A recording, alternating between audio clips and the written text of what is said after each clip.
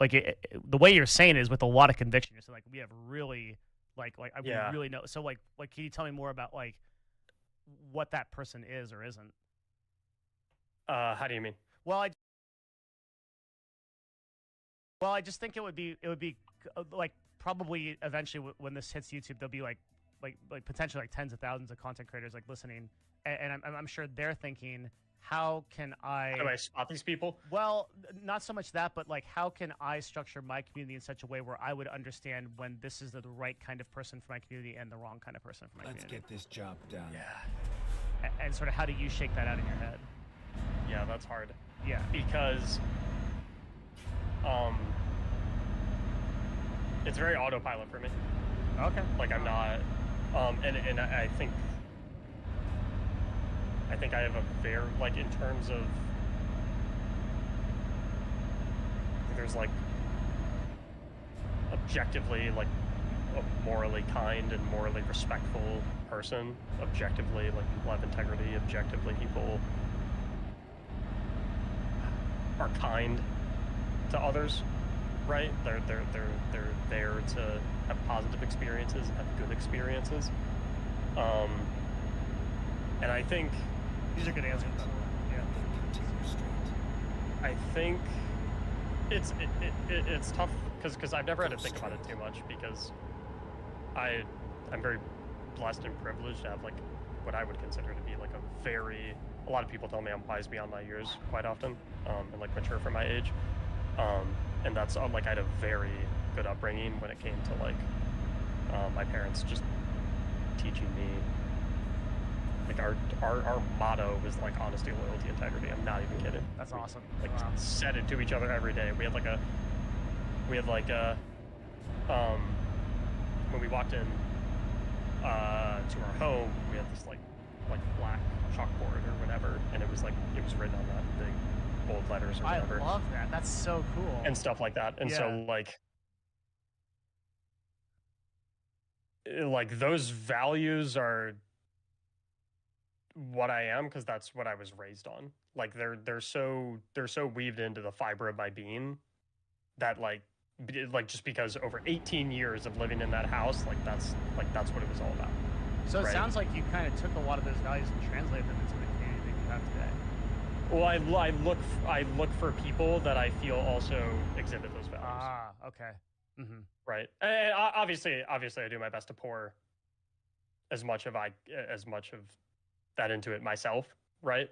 But it's you know a broadcaster named Moon? I've heard the name. He's a comedy broadcaster, like he does variety, and he was a person that I kind of like really admired for like the way that he runs his show. His community is very tolerant and very funny, despite having like 10 to 12,000 viewers. Like there's very, very low toxicity.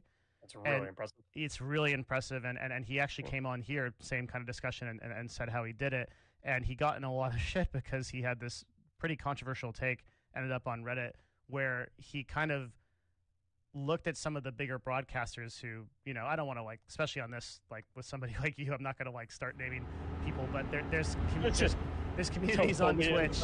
There's communities on Twitch that are very toxic and have high viewership. And Moon kind of like called a lot of those guys out and said, you should have a responsibility as a broadcaster to cultivate the kind of chat and the kind of community that you like that like you kind of have an obligation, and use that word, right? Like that obligation to facilitate better communities and better morals. And one of the things that has really bothered me about Twitch, up until the Kick transition, Kick was a really interesting time for Twitch because the reason I stopped streaming about 3 years ago was actually a boycott. I was like, you know what? I really don't like all the gambling on this website. I don't like that all these communities are like super reacts. Like you were streaming on Kick? No. I was streaming on Twitch.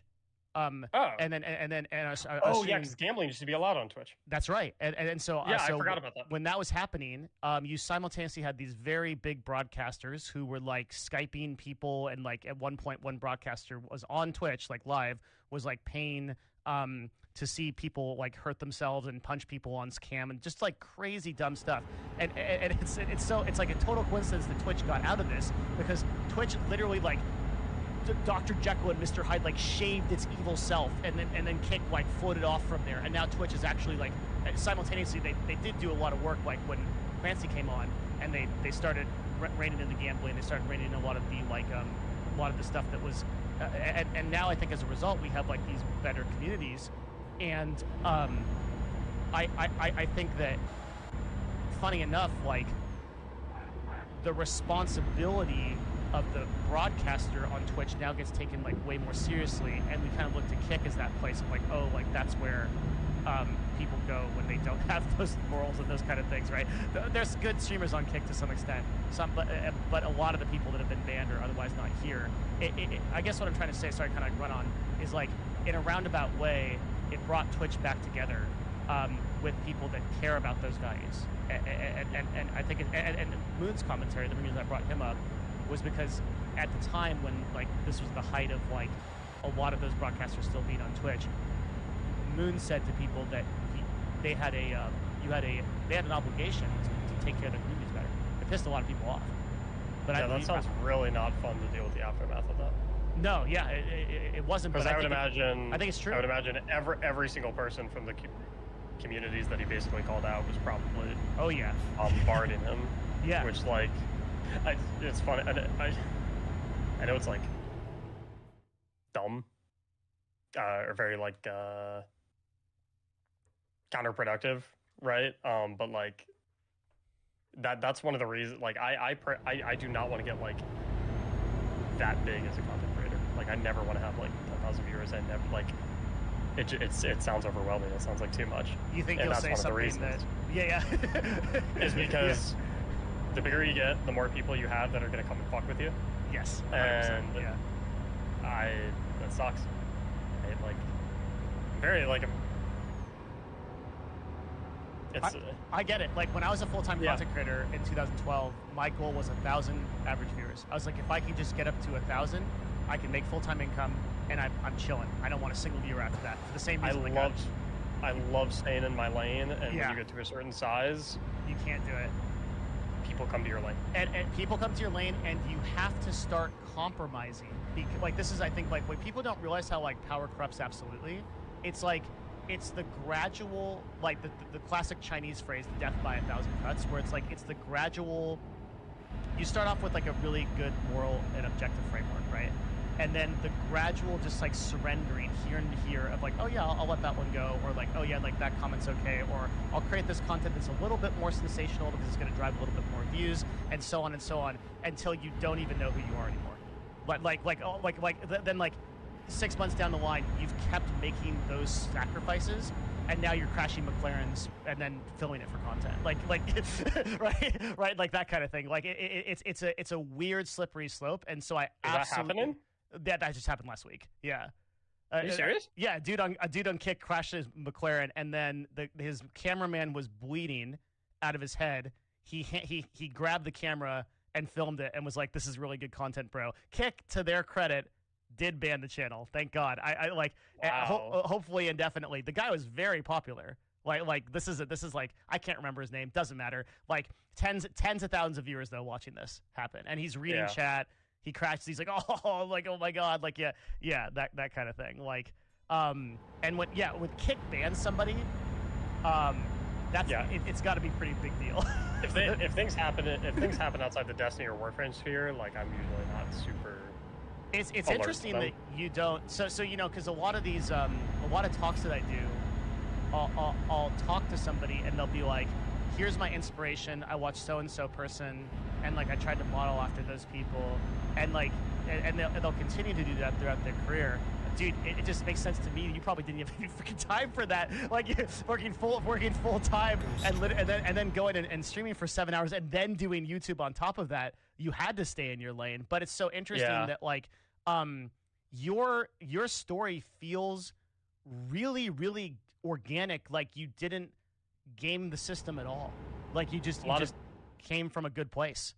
A lot of people tell me that because when I was asking a few weeks, like for the past few weeks leading up to this, because I didn't really know definitively. I was like, well, like, what is it like? Well, why do you guys support me this much? Like, what am I doing? A lot of answers were like authenticity and personable,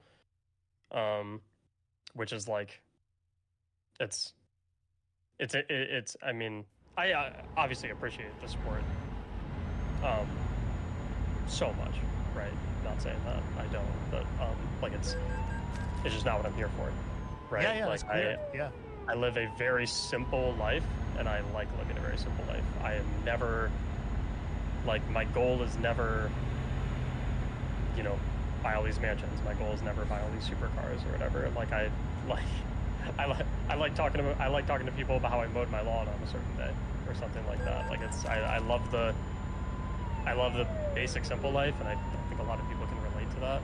And I think when you can relate to someone, that it brings you closer to them. Oh yeah, It makes it, and so, like, are you a family dude? Like, do you talk about that? Then continue straight. I don't have kids. No. No kids. Do you have like a wife, or do you have to talk about it? Yeah. So yeah, I talk about that. Oh yeah. How long have you been married?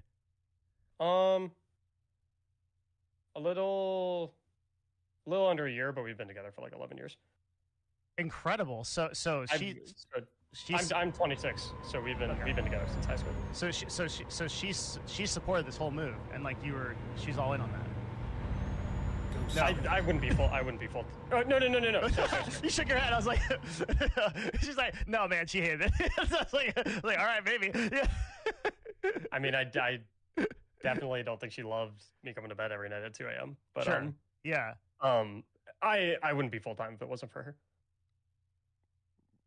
Can you tell me more? I don't know. So my if I'm hesitant, it's because I don't know how much of an open book you want to be on this. Don't tell me anything that you don't want out there. Yeah, for sure. No, you're good. I appreciate you saying. I am very, very, very, very, very, very cagey about like my personal life. Like yeah, me too. Yeah. So I just like I guess the reason I'm asking is because I just wanted to know basically like if you had like a support, like if that support was like, yeah. We can keep going. Yeah, no. You're good. Yeah. You're good. Like absolutely pivotal. Like it's okay. It wouldn't happen. It wouldn't happen without her. Without a shadow of a doubt. No way. Like not possible. Right.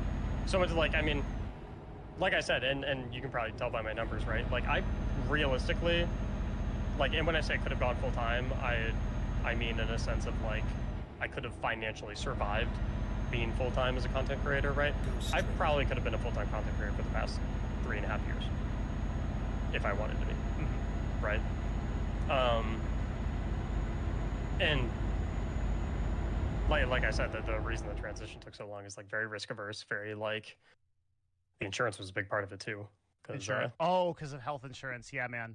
Yeah. Getting insurance for a company is significantly different and less convoluted than getting self-employment insurance. Costs us, dude, just my health insurance right now. It costs me $1,000 on the company side, and then $1,000 for me personally. Yeah, it's like, a lot.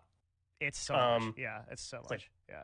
That in conjunction with like just like financial like stability, right? Having a salary is a lot different than banking on getting. Because like another thing too is like most of my revenue for most of my content creation career, even still, is from gifted subs. Mm-hmm. And I have never, ever, like, I was always against going full time because I felt like it was unfair to the people that were in my community to effectively bank on the revenue that I got from their gifted subs to be able to maintain being a full-time content creator. That's not, and like, even if I didn't say that, right? People are smart, right? They know whether or not I'm full-time. They know that I need to make revenue, right? And so like, I didn't even want the pressure to be present of someone even potentially thinking, I might need to give subs so he can stay full time. It's like I was very, very slow with that transition period. I only wanted to make the transition when my income from YouTube ad revenue and sponsorships was enough to keep my head above water. Sponsorships. Do you take sponsorships? Yes, but I'm particular with what I take. You want more? What's up? You want more? I got you. I'm currently with an agency, so I don't know if I'm allowed. Oh, you're with Mythic. Yes. No, I know all the Mythic guys. Musashi and I have been friends for like years. He's great. I can just run deals through him for you. Yeah, it's no problem. Yeah. Oh yeah. As I just I'll put you on the list. Yeah, I'm not about the gambling stuff at all. I don't care how much it pays. Yeah. I'm not gonna get you gambling sponsors. Don't worry. I don't like promoting that. Yeah. But like realistically, for like 3.5 years, I probably could have done it, and I basically kept putting it off until the next year because, you never know when it's going to go belly up, right? Yeah. I felt a responsibility to my then girlfriend, now wife.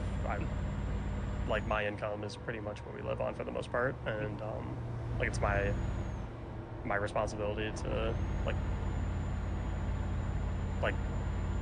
I didn't want to let her down, if that makes sense. It makes perfect sense, and yeah. Because love her very much, and want to make sure she's always good. Right? Not that she was putting any pressure on me to.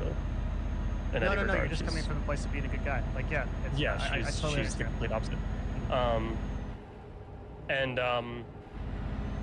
She like. I want to say it was like February of this year or something. We were like we'd had talked about it plenty of times or whatever. And like at one point during a conversation where I was like, yeah, and we had this conversation many times. I don't know, maybe I do want to go full time. Oh, it just seems too risky or whatever. Like at one point she just called me out and she was like, dude, you can do this. Like you've been able to do this for 3 years. Like you can do this shit. If you want to do it, fucking do it. Awesome. And it's like, so sometimes you need the verbal approval from someone else that you trust. Yes.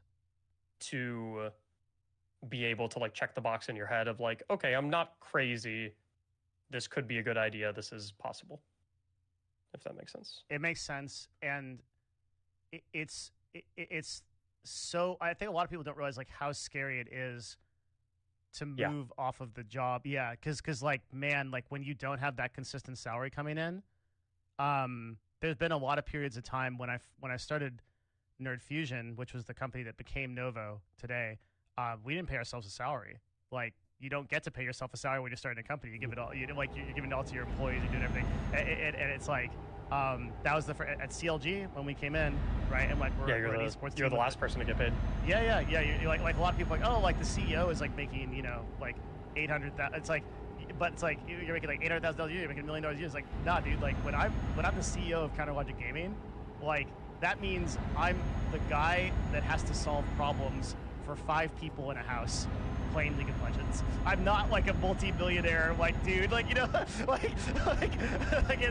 so you have to build that company. We built that company from 5 people to 120, and like that entire time, like you don't know what's gonna happen, right? Like I love what League of Legends esports used to be.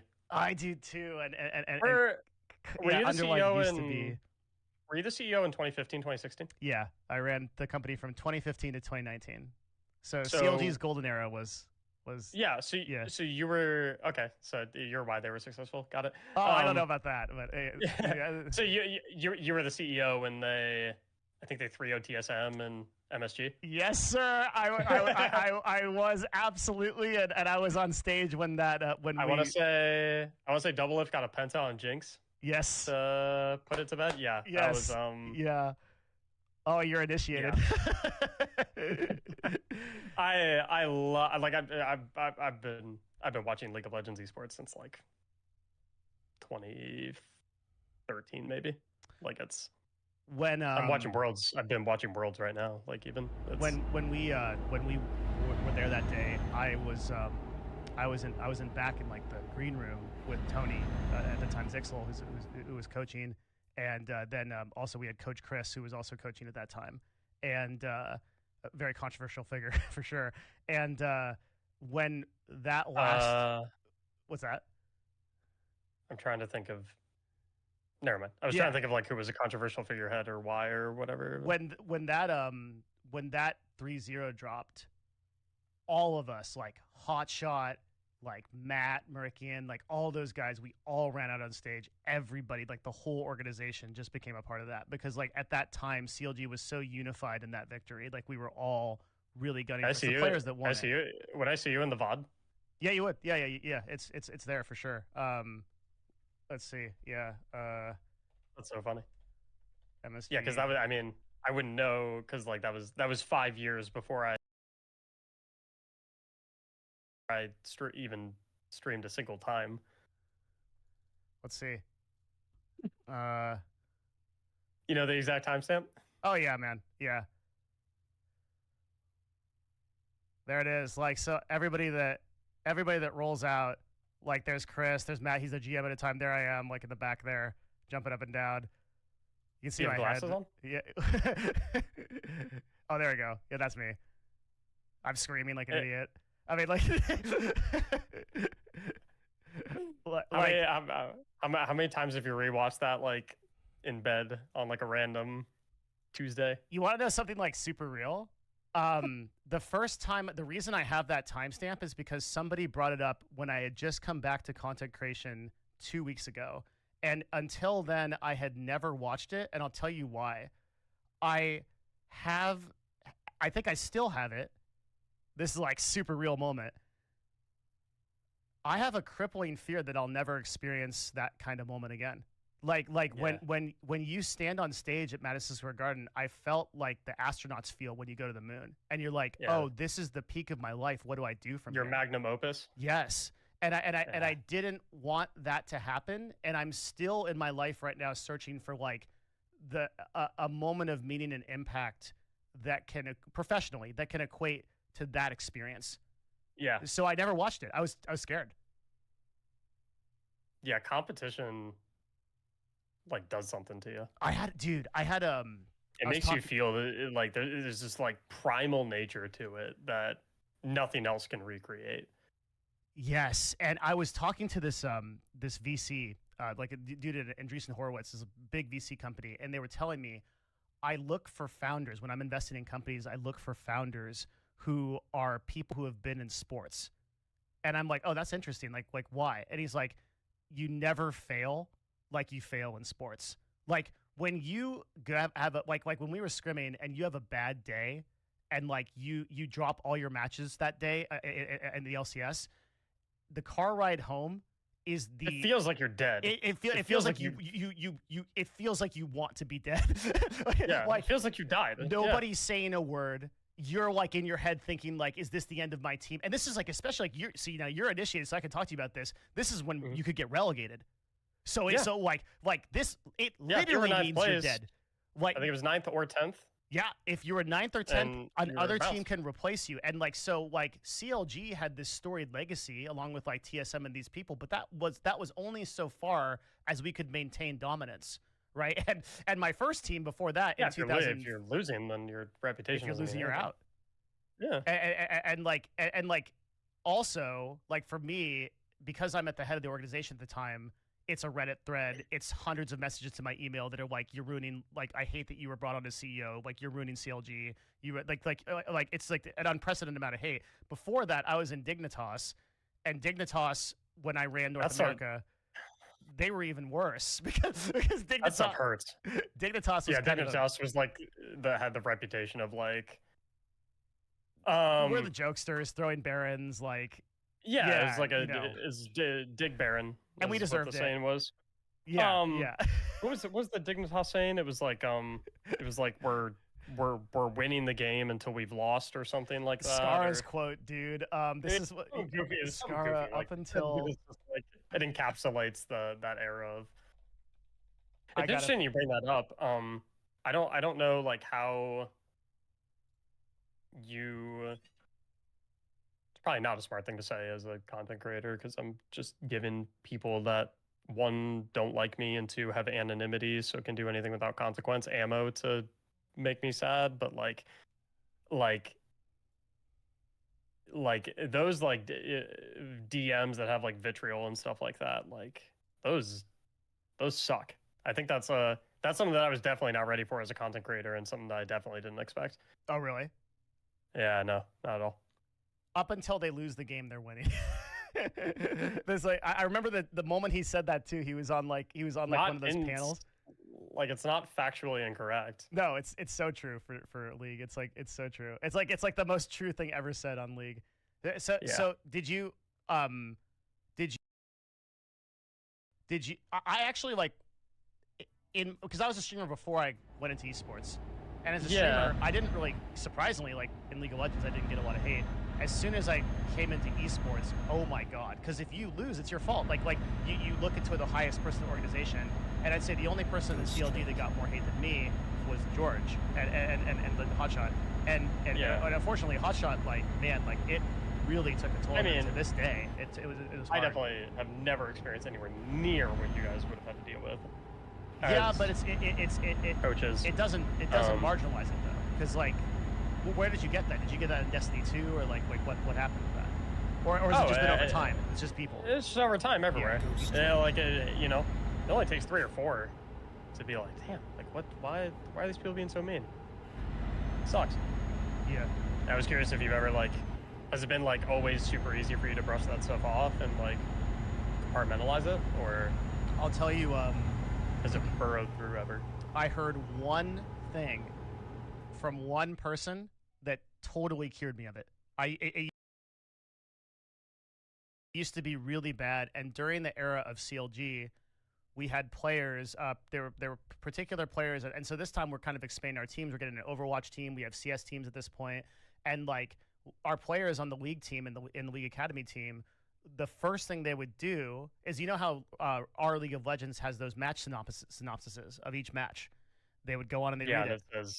Says the score, how many, all the stats. And then all the comments are like, Darshan threw in top lane, Aphromuth threw in support, like Doublewolf threw in, and they would go and they would meticulously read every fucking comment they could, and I was like, guys, we need to do a company ban on doing this. Like, this is really bad for our mental. Like, it is completely screwing us up.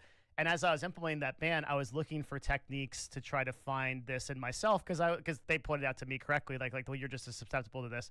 You've come in here complaining about Reddit threads and shit. They're absolutely right. I was reading those comments too. I came across a single interview, okay, and with of all people, it was with Obama, okay, and Obama used to take these kind of hot take. I'm not like political guy, don't really care, like don't really follow it. But this just happened to be the president. I stay as far away from that stuff as humanly same. We're not getting into that. I promise we're not going in that direction. Every single, like, I couldn't try to stay further away from that on, like, content. Yep, I'm the same exact way. Like, I never discuss politics in my broadcast. Like, I promise this is not a politics story. Right. I think it's interesting. We'll talk about it in a sec. Yeah, he's taking fire from Bill O'Reilly at the time, was like the Fox News, like just the opposite end of the spectrum. The people that he's in an interview, and it's going to be a tough interview. Mm-hmm. Bill O'Reilly asks him a hardcore question, man. He's like, how do you respond to the people that truly hate you? And like, Obama just thinks for a moment, and he's like, they don't hate me. They hate the projection of me that they're putting on me because of their own suffering in their life. Yeah. And as soon as I heard that, something unlocked. Something similar.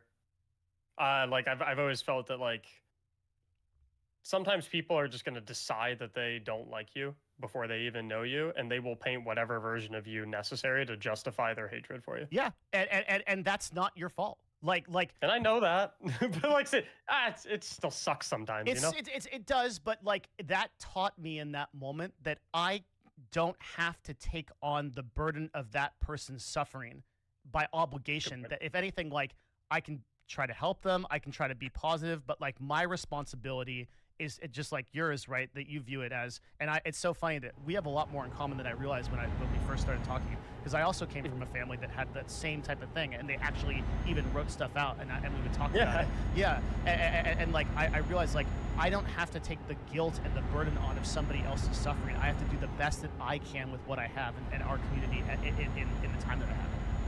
And I like talking about that because, like, I feel like that's a very real barrier for some people when they're just starting to get into content creation. Oh Because, yeah. like, I mean, like if you get a nasty comment on a video that you're proud of, like if you're just starting out, that can be enough to Make you quit. like, yeah, Yeah, you're done. especially if you don't already have like a community of people that you built that are giving you positive feedback, positive reinforcement, right? And like, Well, it's it interesting. makes right? me sad because Yeah, like yeah. I can't help. Like I feel for those people because it's like it sucks. You know where it comes And from is like, I hate to think of like how many content creation careers have been given Ended. up on because of one nasty person who hid behind anonymity and said something that they would never say, and something that they probably don't even really truly believe in their heart of exactly. The hearts, second right? part's so important. Yeah. They're just, they don't know who I am. I can type whatever I want, you know? Yeah, or they're having a bad day. They're like not that person. Yeah, like, yeah, take it out or, on someone else. or whatever. Yeah. It bums me out to think like how many people have had to like suffer through that and have given up on content creation or have been like put down on something that they're really proud of because like someone else was having a shitty day and It's kind of a sucks. it's I a don't know. condition of the human mind, right? Because when we're still coded like back when we were 150,000 years ago in tribes, and if somebody said something negative to you, that was the whole focus of your life. Because if you got exiled from the tribe, you're dead, right? So like the human brain was trained to focus on negativity a lot more than positivity, because that immediate Because it's threat, way more threatening. yeah, way more threatening. Yeah. Yeah. So I think that has stuck with us into the era of social media, where you can get tens of thousands of people commenting, and almost no one is immune to that. Yeah, it can be hard.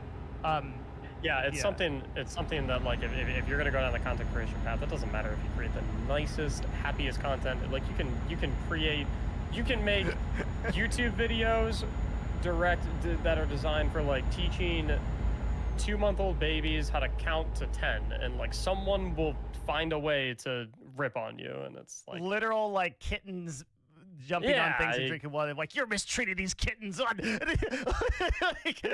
they'll find. They Yeah. will come for you. They will find out.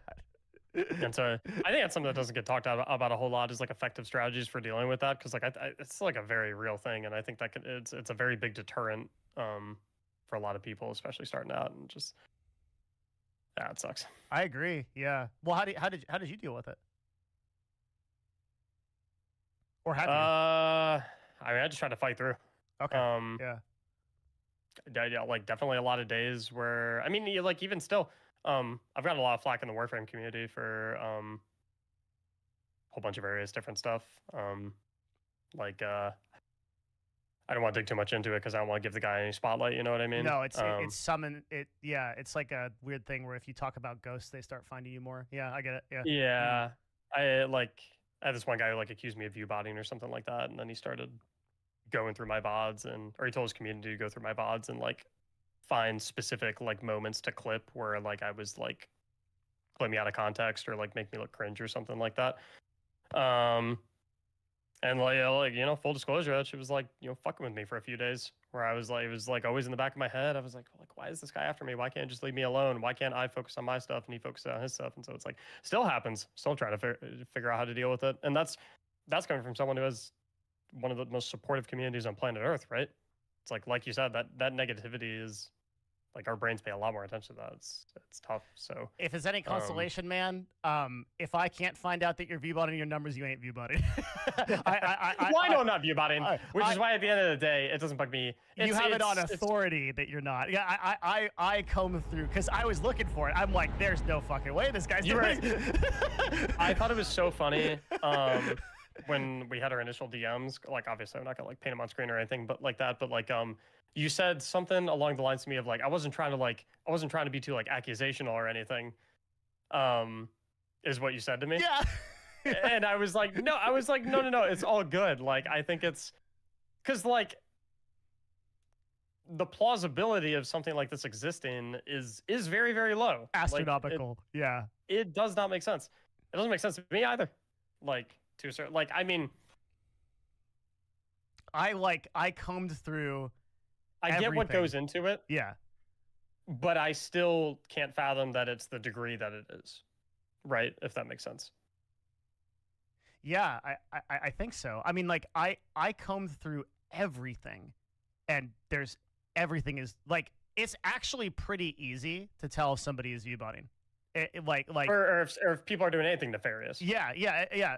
Particularly though, if you are connected to Google and Twitch at the level that I am, that it's like if I really want to know, it's a phone call, right?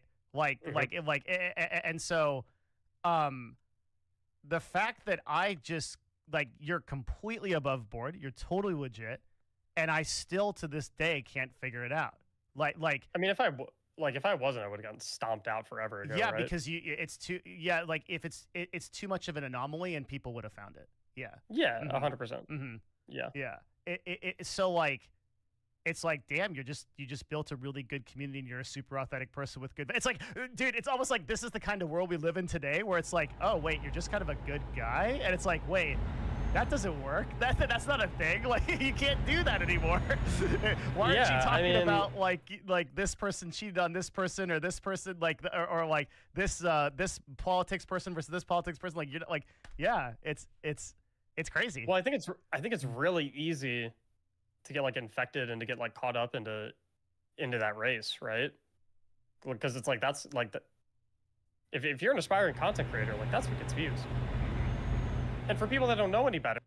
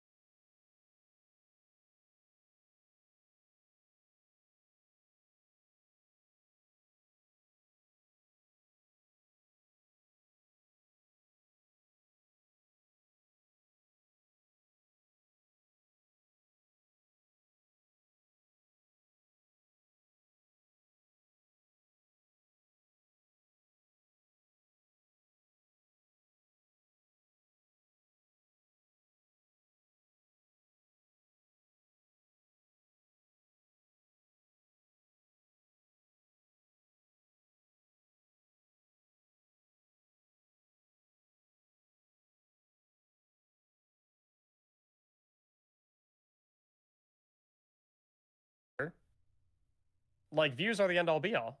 I used to think they were the end all be all when I first started. Really? It took me a while to realize, like, hey, like this, like a piece of it was like, hey, Yeah.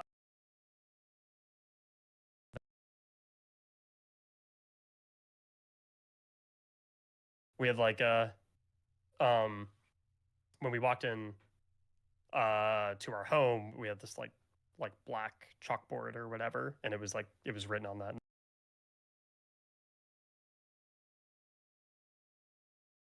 I'm watching Worlds. I've been watching Worlds right now. Like even we've lost or something like that. Skara's quote, dude. This is what Skara up until. Absolutely right. I was reading those comments too. I came across a single interview. Okay. Find a way to rip on you, and it's like literal like kittens jumping on things and drinking water. Like you're mistreating this person versus this politics person. Like you're like, yeah, it's crazy. Well, I think it's really easy to get like infected and to get like caught up into that race, right? Because it's like that's like if you're an aspiring content creator, like that's what gets views. And for people that don't know any better, like views are the end all be all. I used to think they were the end all be all when I first started. Really? It took me a while to realize, like, hey, like this, like a piece of it was like, hey, if I'm gonna stick to making Destiny content, I need to accept the reality like that there's an upper limit on how many views a video is gonna get. There's an upper limit on like the audience I can reach. Mm-hmm. It's only people that are gonna be interested in Destiny, right? Like I'm not gonna pull Fortnite viewers to my stream, right? And I think like controversial content gets the most impressions and gets the most views. And so I think it's really easy as an aspiring content creator to look at that and think, okay, that's what I have to do if I want to be big. And so I think it was kind of happenstance that having a community of people that I genuinely enjoyed spending time with and people that I genuinely enjoyed talking to and gaming with was conducive to something that's so like career-wise sustainable, right? You've mentioned that you wanted to stay in your lane.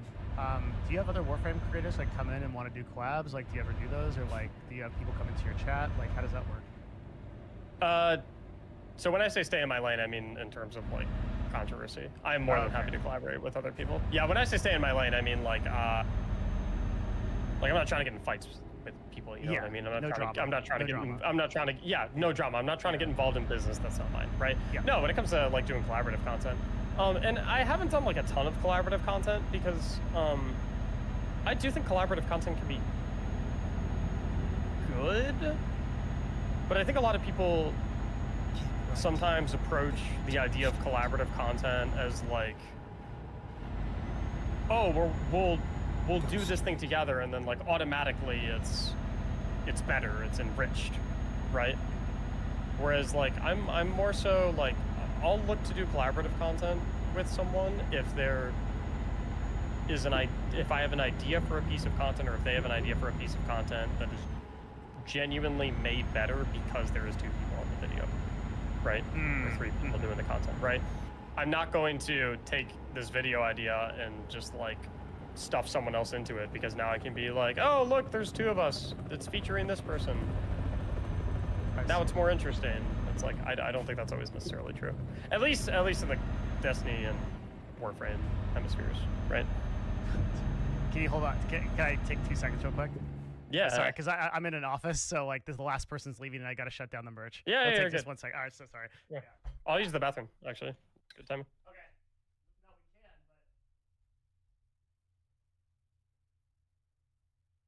can, but. Well. Yeah.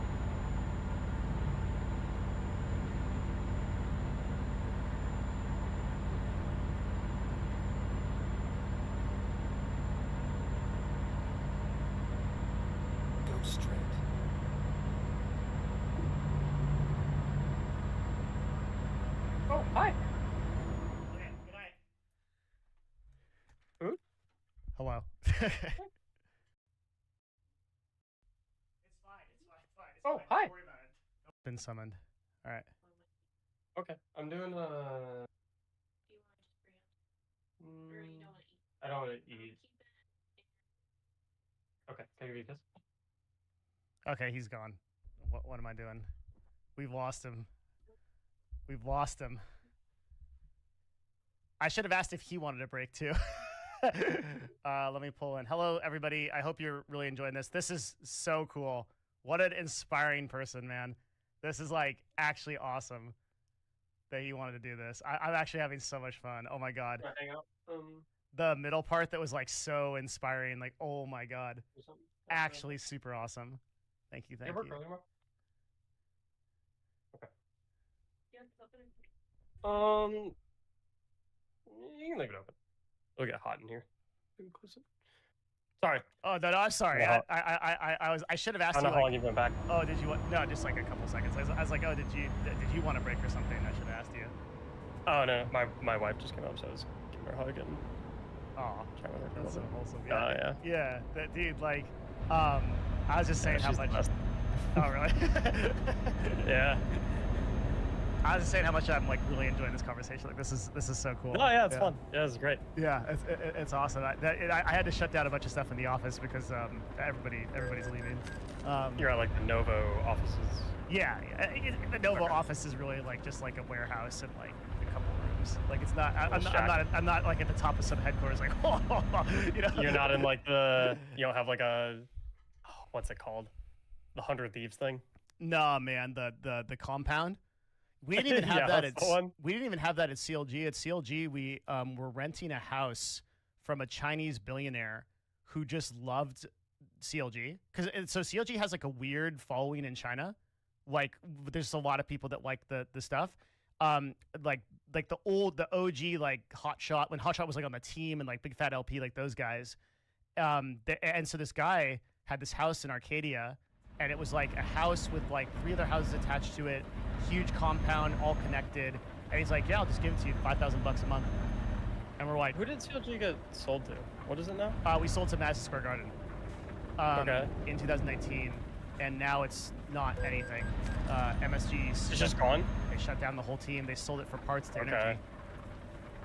NRG is who they. Okay. Yeah. So, but I mean, even Because if NRG took their LCS spot, right? yes, and even if you Yeah. go to like our website, it doesn't exist anymore. Like we literally got it's like that scene in 300 where Xerxes is like, I will wipe your name from existence. Like to utter the name CLG will be punishable by death. Like that's what happened basically. That sucks. we, Are you like bummed? Are you like bummed about that, or? it yeah, kinda- of course. I mean, like, Yeah. I think CLG. I'm really biased, right? I will get hyper emotional about this, but like, yeah, man. But the guy that the person that I'm most bummed about, who I love in this world, is George Hotshot GG, and Mhm. like, it's been really hard for him, for sure. Yeah. Like his journey is his own. He doesn't even stream or anything or public or whatever, but like, he built something just, like- so beautiful with CLG. Yeah. Yeah. Even after you guys sold it, you were still like super fans of CLG. Of course, yeah, and like we Yeah. sold it under the auspice of like, well, Madison Square Garden, who owned the Knicks and the Rangers, like seemed like They're gonna take really good care of it. really good partners, yeah. And Yeah. I had my doubts more about that than George did, which is why I exited the company. Only like I trained a CEO up, Nick Allen, and then like I left pretty quickly. Mhm. But still didn't expect the team to dissolve like that. That's crazy. That's a crazy thing, and it's just because like, dude, I actually, your quote, what you said about it, resonated with me. I love what League of Legends esports used to be. Yeah. That's it. I used to go to all the or not all of them, but like the ones that were like a little local to me. I would go to all like the finals and stuff like that.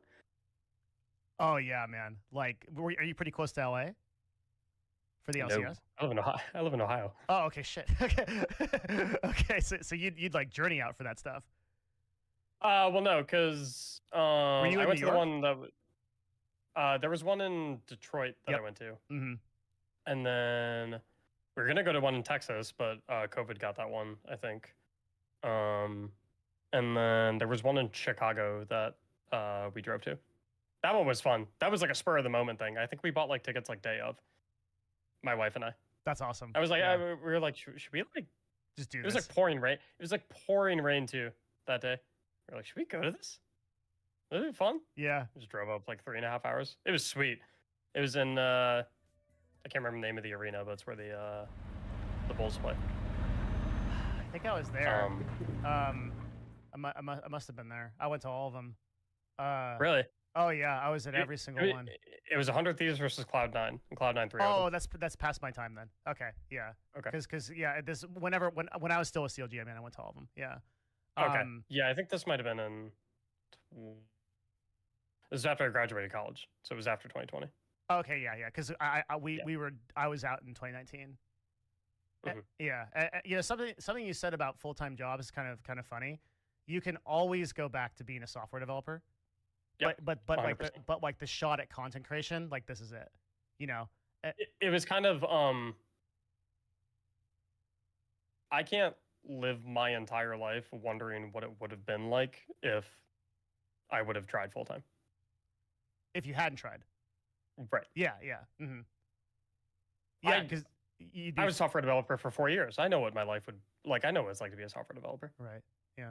I have no idea what it was like to be a full-time content creator. Mm-hmm. And like I also like I needed to know what I was capable of if I actually put all of myself into this. Like I needed to know what I could do. Did you ever grow up feeling like you never really like put all the effort in and like you just like had that desire to like 100% something? You need something to funnel. Something that's like a conduit. Is that the right word? I feel like every person, man or woman, owes it to themselves at one point to really try for something. Mm-hmm. Yeah. Really, really try. Can be tough though, which is the difficult part, because to a certain degree, like you have a window to aim for that, right? Yeah. Because once you get to the point where like, you know, once you have 2 kids, it's a lot harder to try for something like that than when you're 23, right? Yeah, it's but insanely hard. But especially nowadays, it's really hard to aim for it when you're 23 too, because like you need income. Yeah. And a lot of times when people aim for things like that, there's not guaranteed income that comes along with it. Mm-hmm. For sure. And so it's like, yeah. I mean, but like if you've got the hunger and the drive, like what you said resonated with me so much was just like I saw this vision in my head of what I wanted, and like I knew it from 2010 when I was watching like old Optic clips and stuff. I did an interview with Hector, where we talked about like his passion and like how he built that YouTube channel, and like then you like all the way to like it's like you saw the vision. And it's like, I'm going to become this. It's just a matter of like waiting for it to happen. Like I'm going to put in the work, and like it doesn't matter. That like that is a motivation and a drive that's kind of like lost in this world. Like it's awesome. I probably like that's crazy. I don't know if like idolize is the right word. I feel like that kind of objectifies people, and that's not really consistent with how I felt. But like it's so funny. Like someone who I've never spoken to, who doesn't even know I exist, like Hector or Hex. Yeah. I don't know him. I can't call him Hector. We don't know each other. Like I've seen his trick shots 100 times, and they were genuinely an important part of my life. And that's crazy to me. That is crazy. That's crazy. And now, like you said, you're that person for somebody else. Yeah. What I think as I was coming back, I glanced over. I had like a couple of seconds. I was looking through chat. Somebody said like they were like genuinely your community is like looking for water in the desert and finding it. Yeah. Yeah. When I was asking like why people love this play so much, right? Or, like one of the answers I got, and like I'm hesitant to say this because I don't want it to be like misconstrued as like me being like full of myself or anything. Um, but like like two different people that said like something along the lines of like you slash this community inspire me to be better, and like that hit pretty hard. And it's, I don't know. There's so many sources that were that for me when I was younger, and even the possibility of being that for someone else is like really really important to me. And I guess it was enough motivation to get you to like do this 7 hours Absolutely. a day plus like after a full-time job. Absolutely. Yeah. Yeah. Yeah. That in conjunction with like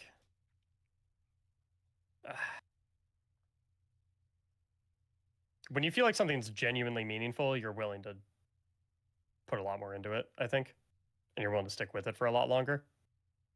And you know, like I've wanted this since I was 11. Like it's been meaningful for a very long time. I appreciate that you exist so much because like the reason I came back to content creation was similar. Like I was like, man, I don't think there's a lot of communities left where we have discussions about things. Like in my case, like I wanted to make a show about business and these topics like content creation and inspiration. And I'm like, there's not a lot of places left. Like everything is sort of drama bait or like you said, like clickbait sells so well. Yeah. Let's do something where we can have like these even-handed discussions and we can stay away from like drama and politics. Like the fact that you exist um and you're being rewarded for existing with those values is like really inspiring on a human level. Mm-hmm. Yeah. Like a world hope. Yes. Yeah. Yeah. In the face of everything else, it's like, yo, like put down the swords. Even being yeah. Even being on the receiving end of it, it's like recursively inspiring. Just because it's like the idea that there's a significant number of people out there in the world who these things are also really important to. Mm-hmm. Yeah. Like there's like the pendulum swinging. Like there's people that are like, and you see it every day in the comments now, right? Like people are like, man, like this is nice. Like there's so much sensationalism, there's so much drama, there's so much fear. Yeah. The world sucks in a lot of ways. Yes. Yeah. And it can be demoralizing. Yeah. And you know, it's just it's nice to have like a reprieve from that. Yeah. And that's what you set out to do. Trying my best. Yeah. You're doing incredible, man.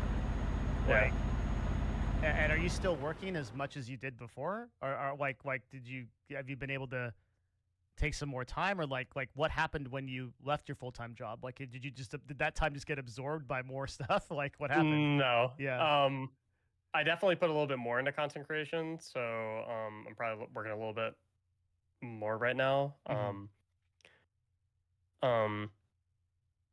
I'm in a very like, as I'm sure you can imagine, working a full-time job for 4 years in conjunction with the incredible support I've had from my communities.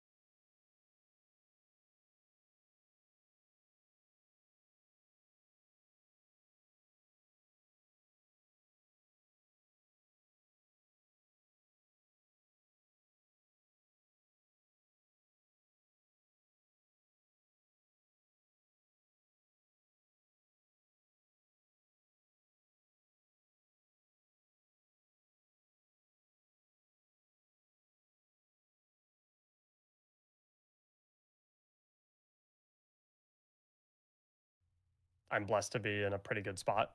Mm-hmm. And so I maybe back then, part of my drive was like buying a house was really important to me. Felt like I'm very like I tend to be a very anxious person. Okay. And like I said before, like I'm not super concerned with like making as much money as humanly possible. But the idea of like financial freedom, if that makes sense, was like very appealing. Just not having to fixate on it. Yeah.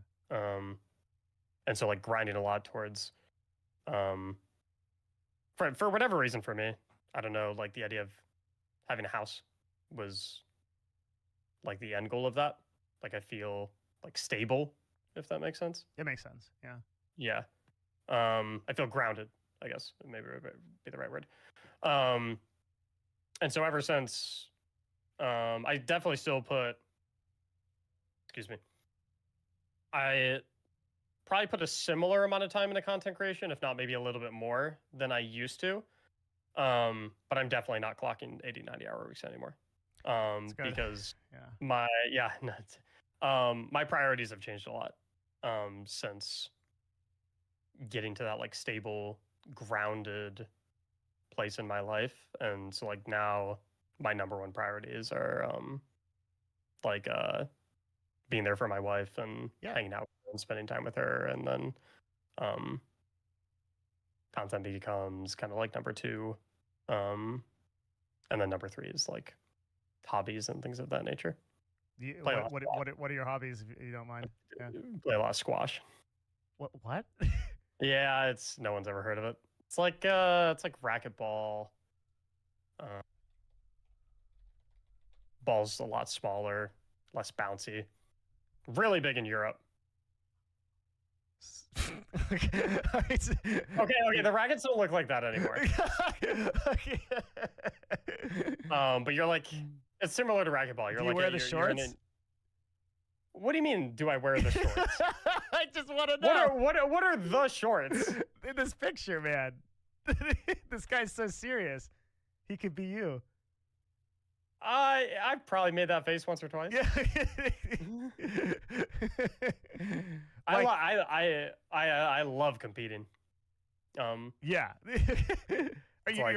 You're a squash competitor? Like amateur. In like Ohio? We have like local tournaments. All right. Like yeah. No. I'm not like actually good. I'm with you, man. It's like what's the level I could equate it to? You could have been like, guess 500 things about how I'm going to answer this question, and I would not have squash would not have been on that list. It's like it's like if you had like a local like Yu-Gi-Oh tournament at a card shop. Okay. I play squash at that level. That's pretty high level a lot of the time. There's like a lot of people there. Is it? Yeah, I think so. I mean, like, okay, then a level below that. There's some pretty serious people at those card shops. I wouldn't mess with them. Like, it's like staying like physically healthy is very important to me. So it's like that's a good way to be social and be able to exercise at the same time. Yeah, I can't really. I mean, my hobby is hot yoga, which is like 95% women most of the time. Yeah. Like hot yoga and jiu-jitsu. Jiu-jitsu is the one I get to be like, oh, that's my masculine one. Yeah. But hot yoga, definitely. Yoga's legit. Yoga's super legit. It's yeah, I try. My wife does it twice a week. I try to make it when I can. But the one of them hits right in my streaming hours, and then sometimes I can make the other one, sometimes I can't. But it's like yoga will kick your ass. It will. Hot yoga is like 105 to 110 for about an hour. Yeah. And you just feel incredible. It's so good for you. There's a lot of different studies. I'm also really big on like health. I used to be a PT. Yeah. Used to be it's all the crap out of your body. What's that?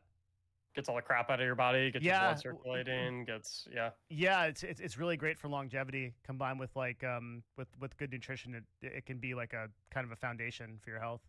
That's yeah. really interesting. So you do squash, huh? I literally That's thought fine. you were gonna be like Warhammer figurines or something, And no, but you came out with the like, no, I'm actually like super active. I like, yeah, that's really cool. So it's also you also maintain like a pretty solid like real life too. I'm the best version of myself when it comes to like working when I'm physically healthy. Yeah, Like I think- I can't function at maximum capacity if my body isn't moving. absolutely agree. Like I can Mhm. like I can feel it. Like if I haven't like sometimes like a week will go by and I haven't done any exercise whatsoever. And like I can feel like I'm not able to stream as long. I'm not able to focus as much on Yes. making a video. The words that My you say are not exactly like as flowing out and like everything. Mm-mm. Yeah, everything. Cognitively, I'm Yeah. exactly the same, man. It's so easy to get in that Yeah. space too. Like if a new expansion drops or a new game that you really want to play drops or something like that, you just lose the exercise so fast. yeah. Yeah, I think that's So hard. every single person on the planet too. yeah.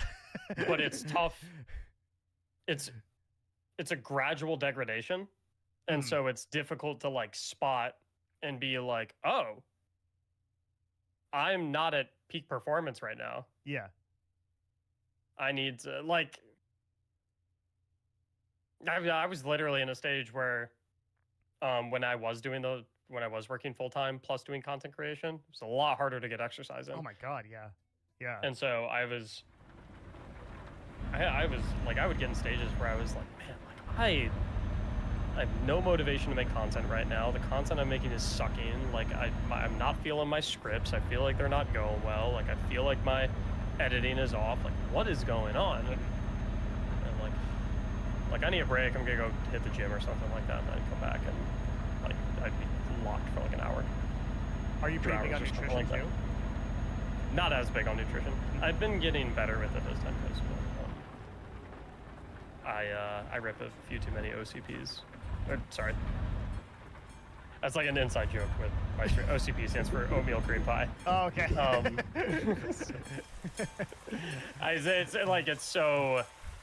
It's so instinctual. I've never even had. Have you ever one seen of the those. have you ever seen the like the bit where the guy says like he says like no one can do 5 times 1,000 unless you use a calc. Calc is short for calculator. I'm just using slang. Oh, okay. Yeah. You ever seen that? No. Okay, it's like this bit, and I think it's the funniest thing in the world, and so I abbreviate everything that is possible to abbreviate.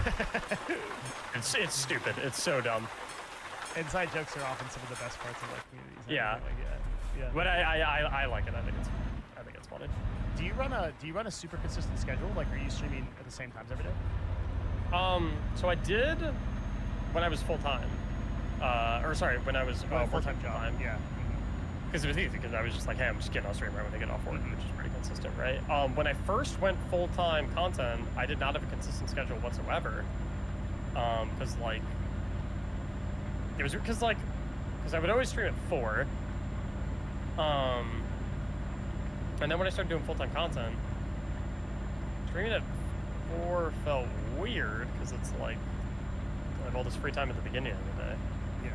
I'm like, what am I gonna do with that? So I would just kind of randomly, I'd get on at 11, I would get on at 10, I would get on at 2, I would get on at 4, I'd miss a day or whatever. And then I saw, I think it was this Pirate Software clip. Yeah. Thor. Yeah, that was like, yeah, it was Pirate Software, it was Thor. Yeah. He said, having a schedule is really important. You got to treat your stream like it's a TV show that people can only see once at a particular time period. And how the hell are you expecting a ton of people to come and watch your TV show if it's starting at random times every single day? Yeah. If everyone knows exactly what time your TV show starts at every single day, it's going to be a lot easier for them to come and watch your TV show. And so I started going at noon every single weekday. And obviously it's going to fluctuate a little bit, depending on like Destiny content updates, Warframe content updates. If I have an important life event going on that day, but I try to stick to hop on at noon I see. Okay. every day. And when did you make that decision to go to noon? I'm gonna say 2-3 months ago. Okay. So around the time when you go full time, basically, and like you switch. Yeah, ish. Or when I got really intentional with my schedule around like August maybe. I went full time April. I see. Okay. Yeah. That's So good, yeah. so consistency. Is, What do you think about having a schedule? Do you think that is genuinely very, very important? I can answer this question objectively with data. Yeah. Yes, perfect. Yeah. Good. Yeah. It is, if not the number one, that it's the number two Okay. factor of success as the live streamer overall. Good. And there, we can answer that both. And so for people that are listening to this for the first time since What's you said maybe number two? What's number one? What does it compete with? no, I think it's probably well, number one's YouTube. So like Okay. having, because if all you do is you show up and you live stream at noon every day and you have no other form of discovery, you'll probably still not succeed. So Yeah.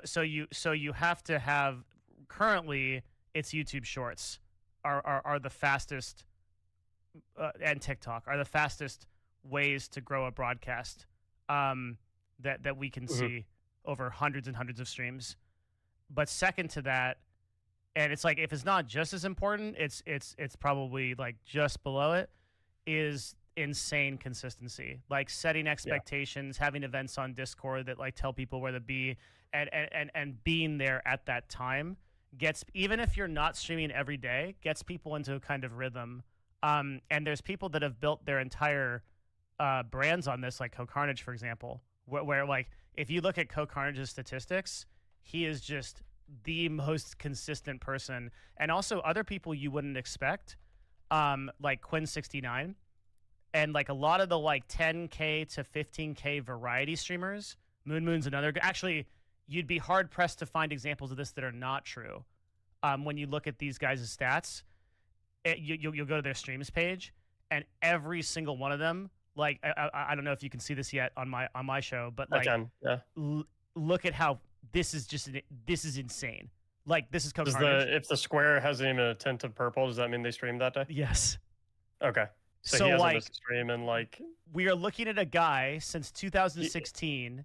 he only misses a stream if he's like dying. 1, 2, 3, 4, 5, 6, 7, 8, 9, 10. This guy has missed 10 days of streaming in 8 fucking years. like it's unbelievable, That's right? insane to It's me. insane. Yeah, like it's absolutely crazy. And then like you look at somebody like I genuinely don't know how that's possible. just I'm not familiar, no disrespect to them or anything. I'm sure I'm like 10 times smaller than they are, but like I'm not familiar with them. Are they like do they do video games? Like are they ever doing IRL content or So CohhCarnage is the Ned Flanders of Twitch. He is like literally the most wholesome, nice variety broadcaster, and like literally hi dilly ho neighbor. This is a great kid. Like a lot of the same values and like community values. No, I love Yeah. you said he's the Ned Flanders and I was like, oh, he sounds awesome. Yeah, exactly. Yeah, that's Yeah. that's my take on it too. I love that. Yeah, it's like he is a lot of the values that we've been talking about in this, like in real time. Like he's and he did something deliberate where he said, okay, so this guy did a lot of stuff right. So he said, I'm going to take the early morning time slot. So like the early morning time slot is like, I think that so this is going to make this even more crazy. He personally gets up at I think like 5:30 or 6 a.m. to start a stream, and he runs 6 a.m. throughout the day. So not only has he been doing this for 8 years, he's been doing it on that time slot. He's had 3 kids, I think, in that time frame. How many hours does he usually stream a day? Dude, it's like a crazy amount. At least 8. And usually way more. And he oftentimes runs Talking like 12-hour streams? Yeah, here's like 12, 10. Yeah, 10, 12 hours. Going a day. like 6 to 6? Yeah. And like he does 2 streams too. And he has an alt stream. So these, what do you mean when you say he does 2 streams? So he'll run a stream in the morning, he'll take a break for lunch, and then he'll come back and run an afternoon stream. I see. Yeah. Pretty much every single day with no break. So It's insanely impressive. dude, he's one of the most impressive people. This dude, if you look at these guys too, I'll pull up Moon too. Quinn, who is a variety broadcaster in the sort of Path of Exile ARPG-ish like type of world, same type of deal, unbelievably consistent, like just insane. Like look at this, like January 2021, the guy missed 4 days in the entire year. Like it just unreal, right? And then like Moon, look at this. So That makes me feel crappy about myself. no, dude, it should it should you worked full time like I know. But these it's guys- like, dude, I cannot fathom doing that. It makes me feel like I'm so lazy. like Moon. I know that like I'm not. It's but interesting. That's your your response. Crazy. To that. Yeah, like Why? Why? What do you think my response could be? like damn, I gotta like I'm. That's kind of like inspiring, right? Like I and I think that's probably where you're gonna go with it, which is like I think you're probably internalizing that like, oh, I'll just work harder. It's so impressive. Like It is. It's insane. I don't Moon, like. same deal, right? Like 1, 2, 3, 4, 5. The guy missed 6 days in a year. Yeah. Here's what's crazy to me. I can't fathom a way of how I would be able to structure my life so that I would be able to do this if I wanted to. Yeah. I think that's how much dedication and sacrifice you need to be willing to make to be able to pull this off. Like Ko also is like full-time dad, had 2 or 3 kids during this period of time. Like Yeah, that's not. it's nuts. It's so crazy. But it's like you look at this and you go, "Oh, consistency is it." Right? Like this is why consistency is, but we have data over literally thousands of streams and YouTube channels. And consistency is it, man. If all you do is you consistently show up and you consistently make videos, I think one of the most inspiring things that I ever heard, and it's in the data, was it's something like 7 total podcasts gets you in the top 5% of all podcasts ever made, and something like 15 videos gets you in the top like 5% of top YouTube channels ever. Like people think that content creation is like this like super Terms of like. in terms of total views and in terms of like total and like total success. So that So is to say that you're saying on.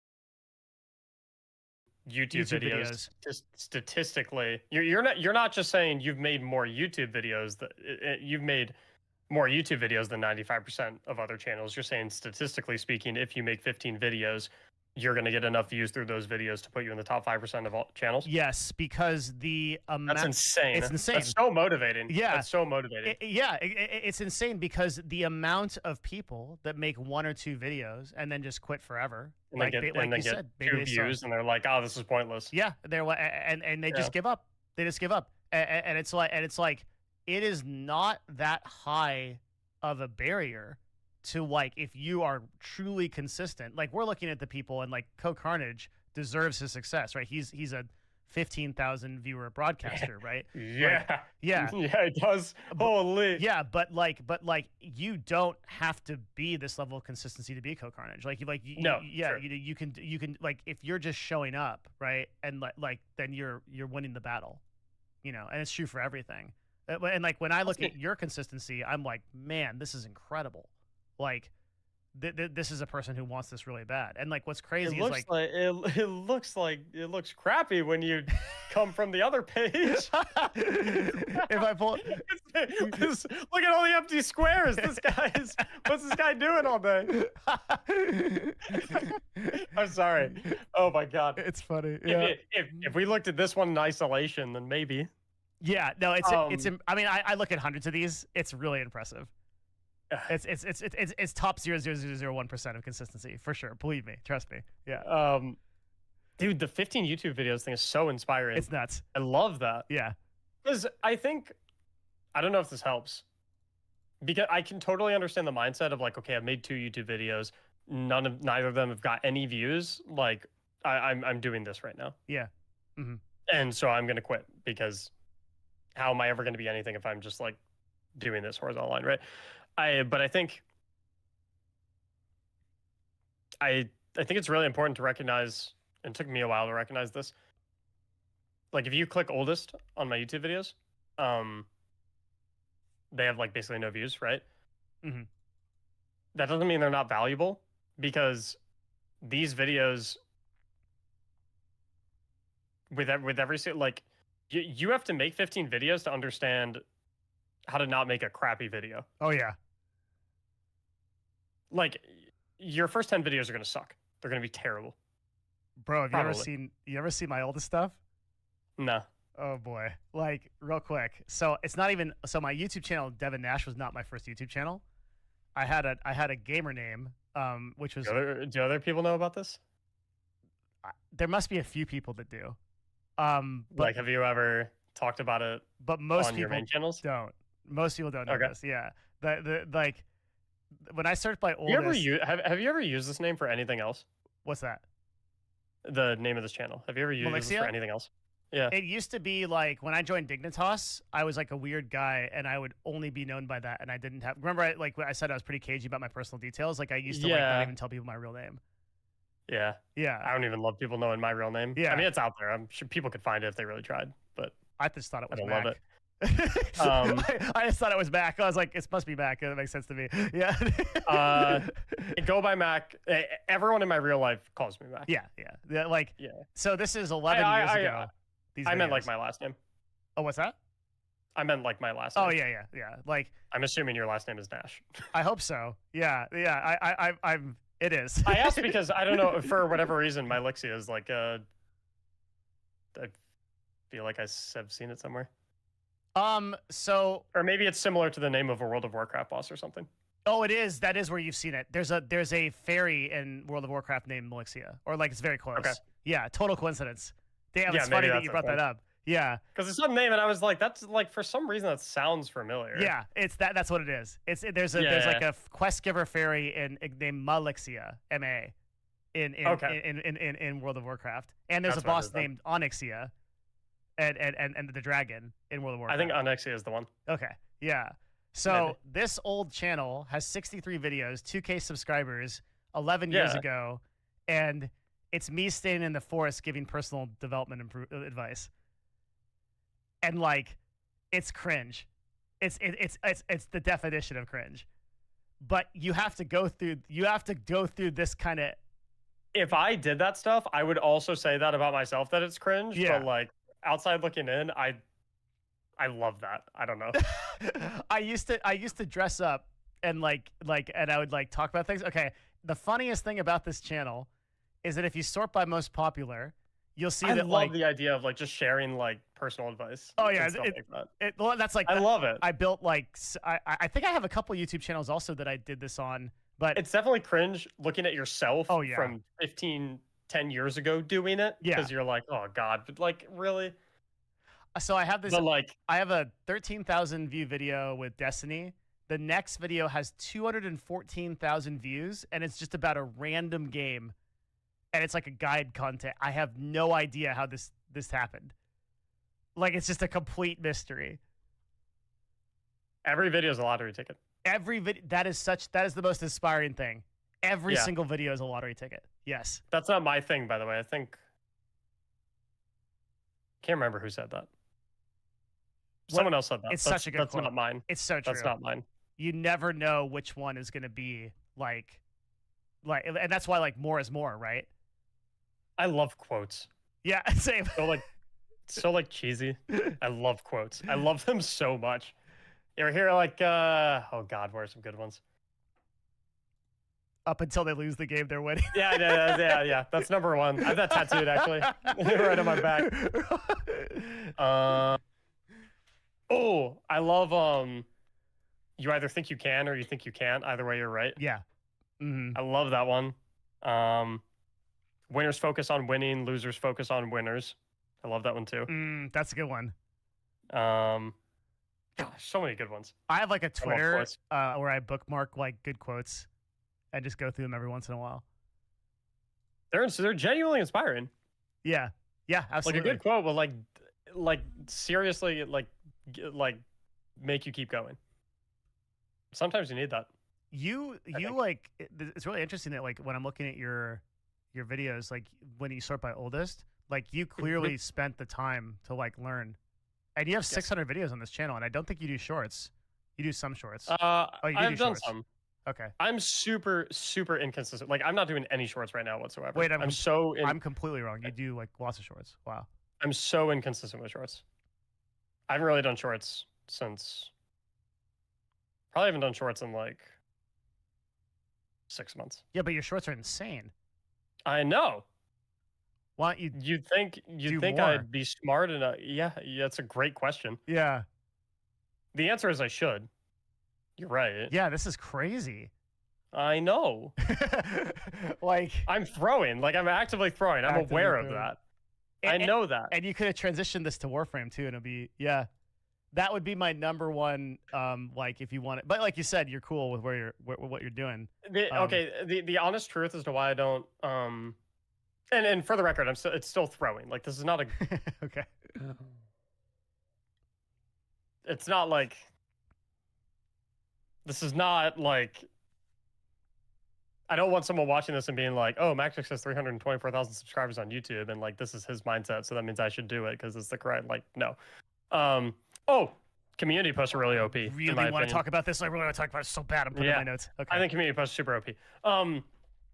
The reason I don't do too many shorts is because and again, I should be more diligent with making shorts out of my long form videos because every long form video is going to have a couple of shorts that you can get out of it.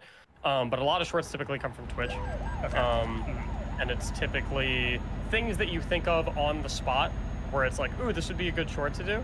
But I'm usually so entranced in like the flow of conversation that I'm having with my community that it's difficult for me to like pull out of that mindset of like, hey, I'm just talking to people right now and go into the mindset of like, ooh, this would be a really good thing for content. Okay. So it's like, I just kind of, like, frankly, I just kind of forget a lot. I'm distracted by. Why not outsource it?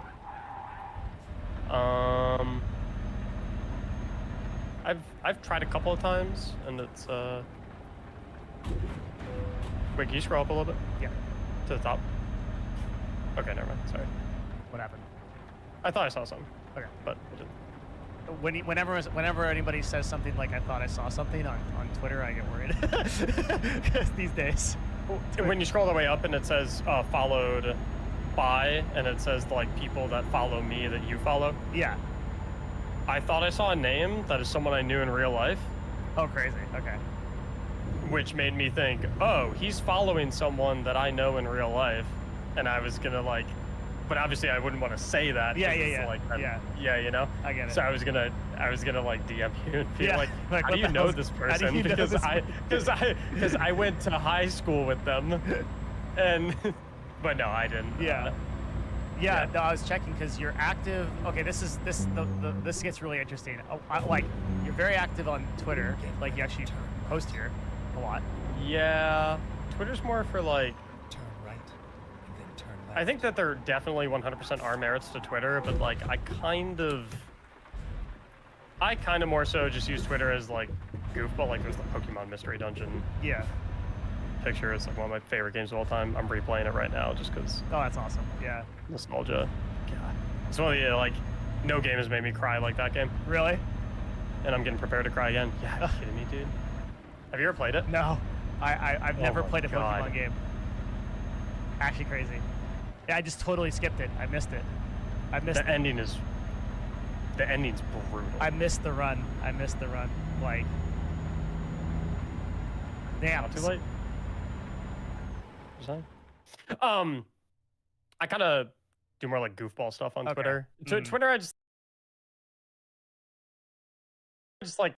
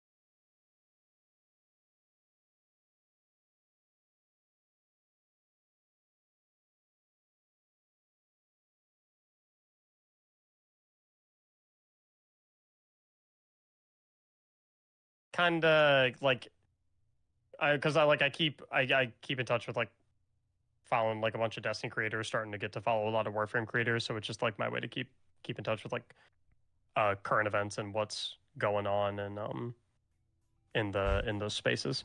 Someone sent like 10 pot of greeds to my PO box. Are these expensive cards?